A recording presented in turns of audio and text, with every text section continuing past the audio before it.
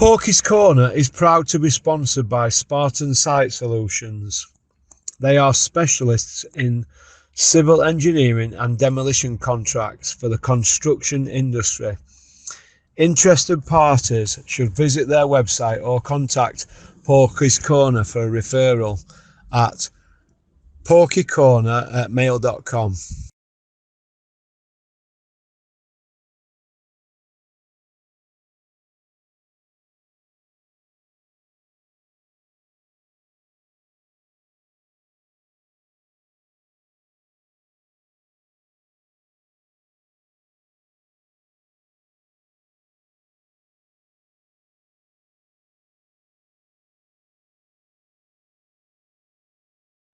Well, what does everybody think to this video from Terry?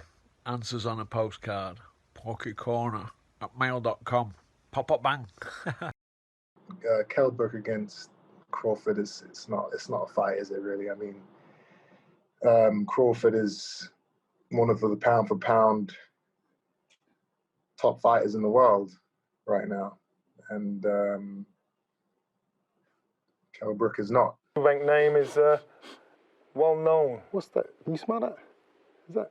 Smells like fear. I was trying. Don't get me wrong. What about when this one? What about when this one man was around? Like I said, I was trying. They had promoters that didn't bring them to my side and wouldn't allow me to come to this side unless it was on his turn. Chris, would you have been interested? Before we get to that, see, in his time, it's suicide. The same with Tony, suicide. And I was never focused that way. For me, it was never about being the best. I was happy being one of the best. Don't throw stones, especially when you live in a glass house. Okay, get your license. Okay, and you're for tough ram dreadlocks. We have to do this thing, yeah. Rastafari.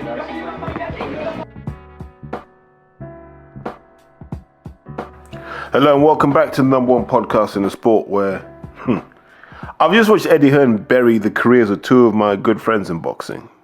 And everyone seems okay with it. And I don't understand why. Now I already said this, yeah? I said that December 20th card, Hearn doesn't care about. Like, he'll mail it in, I said. He'll mail it in. He won't even mail it in because he won't even want to lick the stamp. He'll email it in. Yeah, get Frank Smith to email it in. He has zero interest in the career of Craig Richards and even less interest in the career of Dan Aziz. This is just a way to really, like, as he said in his own press conference, for the loser, the career is over. This is his way of just getting one of these guys off the books. Hearn has been done with South London for a long time. And, like, he wants to be the guy to extinguish boxing in South London, right? Then that press conference showed me everything I needed to know. That this guy has zero interest. Zero. Forgive me if I laugh, right? It's rare that a press conference tells you so much about where people's careers are. Eddie Hearn. This is how Eddie Hearn describes Craig Richards. We've been trying to get you a big fight. Like, you beat whoever the Irish dude is he beat in Belfast. You beat someone in Belfast. Now we're sending you to Ghana. What we're not going to do is pay for you to box anywhere in the UK. We ain't paying for that, right? That's where we're at right now. And so the reason I'm saying all of this is I think fans need to understand what happens when you hit I don't want to say the sunset of your career, because I think Craig and Dan probably have 7 or 8 good fights in them each. But this is what happens when you lose relevance to the people who pay the bills. You get shunted all over the place. None of these guys has headlined a show in London in a minute. Dan was fighting at, I don't know, St. Andrew something, fought in Nigeria, now he's fighting in Ghana.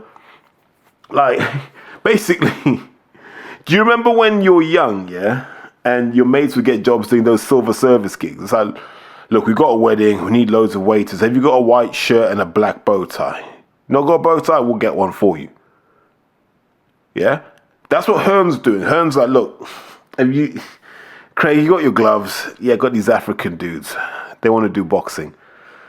Yeah, I know I said I'd get you a fight in the UK, but look, times are hard, mate. Yeah, if you don't do this, I don't know what I got for you. Do you know what I mean?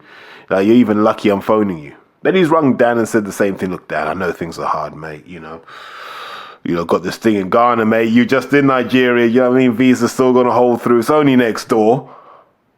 Do you know what I mean? And basically, this is how you're selling this fight. Like, I'm supposed to get excited about this fight. Why? Seriously, why? Think about this. Hearn shows up. This is when you know middle-class motherfuckers don't care about something. If you ever see a middle-class Englishman in a quarter-zip top, he doesn't care about whatever it is that's about to happen. He does not care. That is what you wear, yeah? When you got a Friday sales call, like, look, we need to go over the numbers, guys, and your home office is freezing because it's really just a shed and you were too cheap to even insulate it. So you got to wear the quarter zip top and you're going to be sat on that call, annoyed that the camera's got beyond you because you genuinely don't want to be there. Yeah? You're doing this call at 8:30 in the morning and that's eating into that extra half hour you had to kip. And Hearn had that energy. Didn't bother dressing. Remember in Canelo when he had like the gold pajamas on, whatever the nonsense was he was wearing? And he was trying to convince people because it's Dolce & Gabbana, it's cool. Everything else, Hearn pretties himself up, gets the suit, gets the blazer out. Mate, he's dressed like he's just going to a parents' evening. Do you know what I mean? He had them, you know those TK Maxx trainers? Like, you know, you go to TK Maxx and in the shoe section, like you'll see the Timberland boots and you always see these white shoes and they're like Brave Soul. Yeah, that would be the brand. Like he got a pair of Brave Soul shoes that look like they're leather, but they're probably plastic. Yeah, he looks like he spent 15 quid on that outfit in Primark. And he's come out to do that for Dan and Craig, who are stalwarts of the British game. That's what he does. Couldn't even afford to bring these guys like a table. You ain't even got a table to lean on. You got to hold your own microphone. That's how little they care right now about the careers of Craig Ridges and Dan Aziz. It's heartbreaking. Hearn sat there looking like Fred from Accounts. Do you know what I mean? Like, he looks like Fred from Accounts who drives an Audi A4, a van with the Sportline wheels. And he's proud of the fact that he's got the Sportline wheels. And in the back, he can fit his fishing gear in there. Sometimes he just leaves it in there. So the car smells a bit funny. You know when you left stuff out into the rain? Yeah? So the car smells a bit funny, but he doesn't really mind. You know, his wife doesn't mind, although she's still shagging the personal trainer, so she's not really that bothered because she's on her way out too. Yeah? And Fred knows all of this because he's seen them shagging, you know what I mean, in the camera he's secretly installed in their bedroom. But deep down, he probably likes it. But this general level of malaise is what Eddie Hearn was projecting, right? Literally looked uncomfortable talking to Craig, looked uncomfortable talking to Dan. Let Dan give him his due, you know, tried to sell it. But we're not buying the rivalry. Like, you guys are nearly 40. Like, it's a rivalry now? It's a bit late for that. So I look at that and I go, what are you going to do? This is what happens to you in boxing when you're no longer relevant. But why isn't Craig Richards relevant? Look at Queensbury. Craig could jump in with any of those guys. You know what I mean? Why can't he? Let him jump in with these guys. Why can't he jump in with an Ezra Taylor? One of these guys is fighting Liam Cameron. That's what I know for absolute certain. Lee Eaton's watching this going, you know what? Yeah, there might be a sleeper here. But when Hearn's not prepared to put you on one of his official shows, that's the level of contempt he has for you. He's just put you out because he's got to do Tony a favor. How sad. And everyone's like, oh, they're going to Ghana. They're not from Ghana. They're not from Ghana. Like, you're telling me there's a show in Ghana, then you're talking about African heritage. But I've got African heritage and I have zero connection to Ghana. None. Zero. And they're just chewing these guys up, spitting them out. And then you have the two numpties sat there like, there was one guy, I don't even know where he's from, the 258 guy with the huge forehead and the Chris Eubank hairline. Remember when Chris Eubank Sr. used to, he used to have a fade on his receding hairline, right? And it kind of looked like a wedge when it got to the back. This guy is headed down that route. And then there's the other guy, old Mumbles, who couldn't talk. Like, I thought Darren Barker had issues. This dude was just mumbling. I'm like, you're representing legacy, whatever that legacy thing is. You're representing the country, Ghana. And then you realize it's just two boys from London that have just had a go. Like, yeah, if we just can convince someone with power to do this boxing thing, we can get Eddie Hearn on board. I mean, even if we get 2% of the cut, man, we're good. I mean, we can buy ourselves an Audi A4, a van with Sportline wheels. Put my CDJs in there, a couple of memory sticks, I'll be all right. I mean, the way things are going, I might end up having to sleep in there, so let me make sure it's an insulated estate. I don't know. But they had these two numpties in there, and that's when I realized this thing's not serious. Like, Africa's full of highly intelligent people, and they're brought, it's literally like two kids that were working in Morley's 2 weeks ago, and all of a sudden you've got this. I don't like how this feels. Yeah, I don't like how this feels. Because Dan Aziz gave British boxing the story it wanted. Someone who fought the odds every time and overcame them. And then what happened is, and I don't know who this manager Dan's got, right?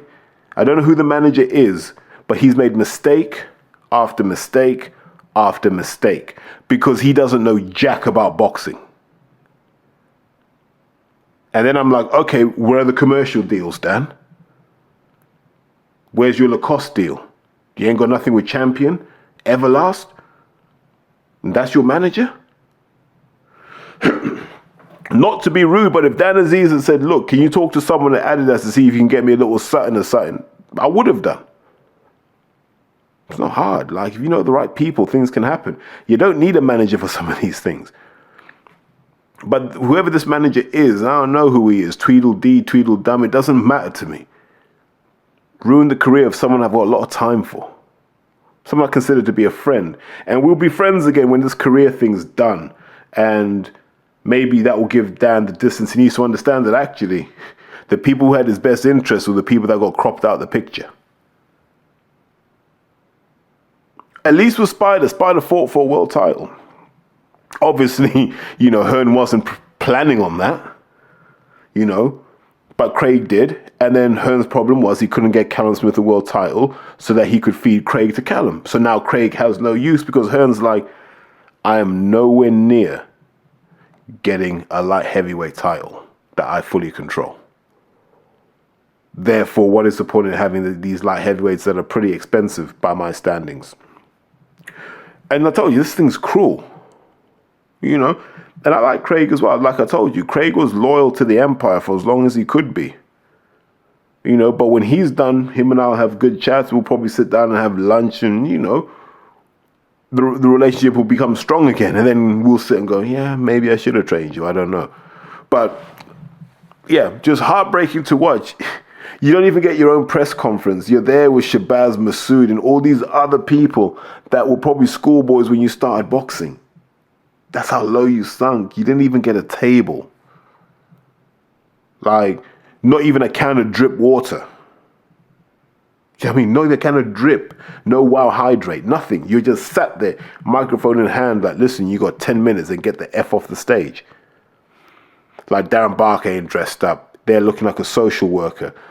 I mean, old Ratty interviewing him as well. All this stuff. It broke my heart. Genuinely broke my heart. But if I don't speak on these things, who is going to speak on it? But this is what happens when you're not relevant in the sport.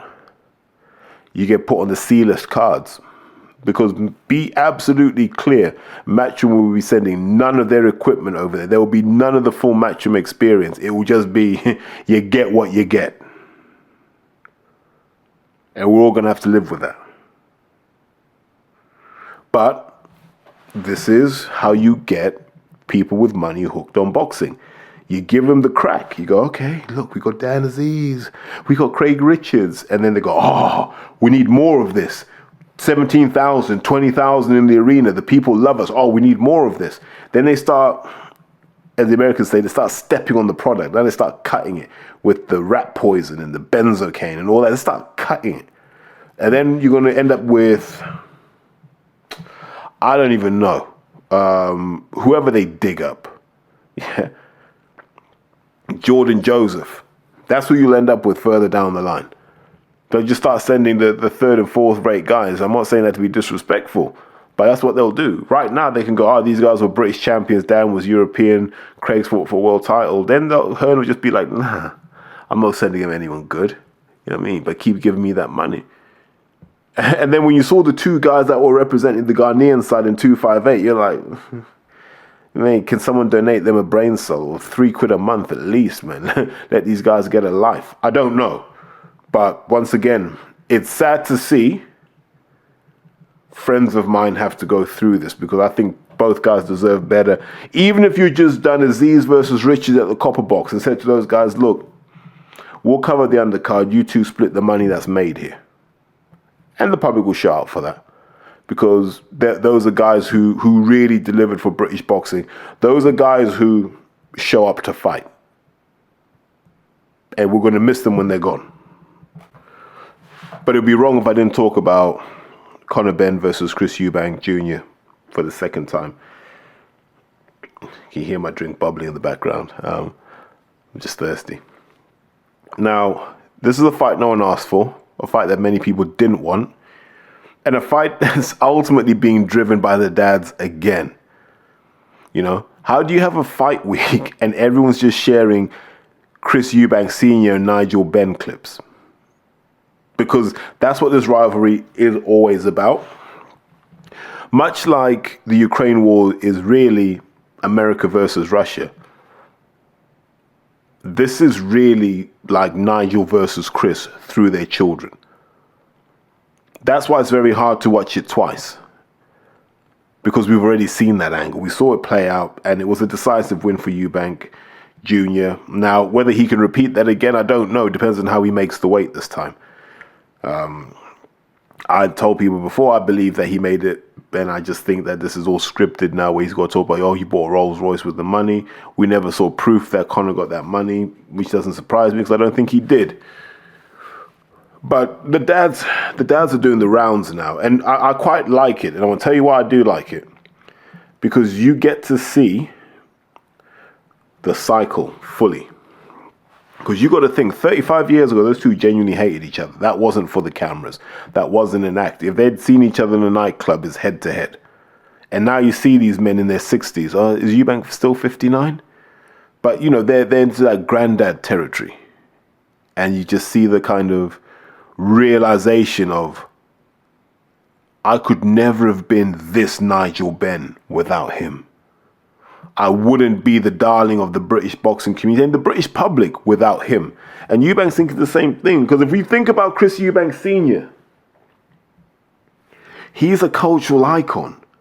Here's a man who is, beyond question, one of the hardest men to come out of this country. Here's Chris Eubank Sr., a man who won world titles representing this country. Here's a man, Chris Eubank Sr., who was a character in his own right, box office. Here's Chris Eubank Sr., a man who's had his ups and downs and lived those out publicly. And here's Chris Eubank Sr., who's then raised the son that's followed in the family business. And not only that, we've got to see this third act of Chris Eubank as that father concerned for his son. I remember that one. So, who taught you that? Was that Karen? One of my favorite Eubank quotes when he just aired out his ex-wife.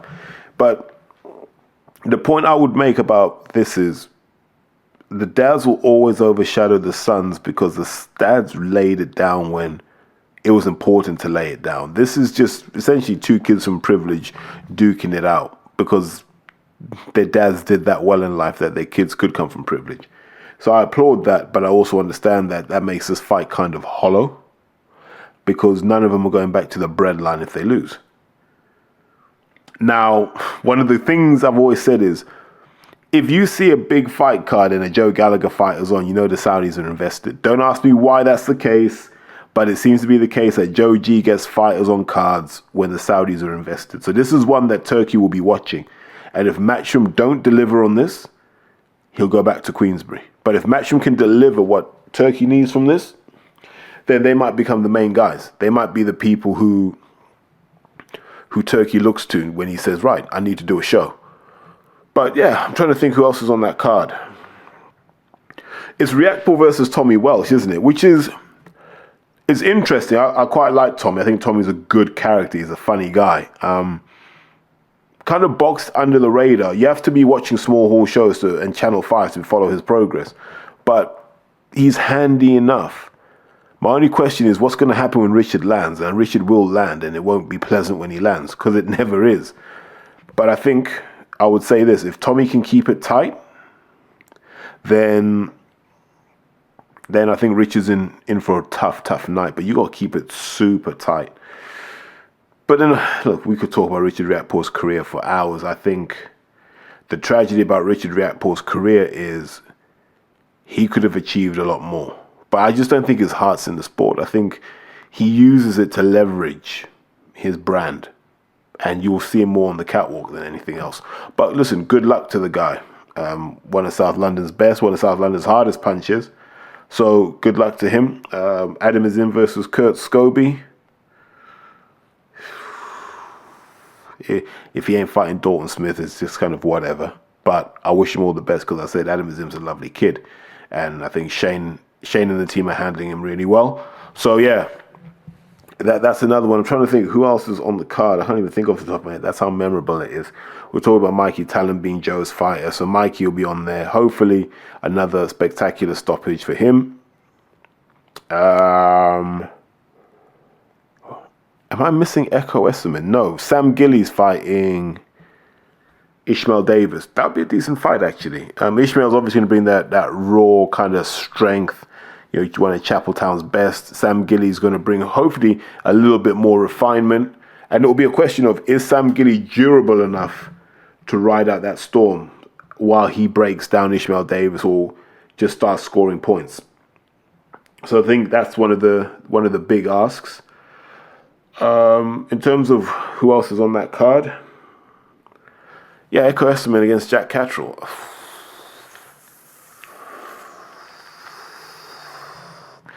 My God.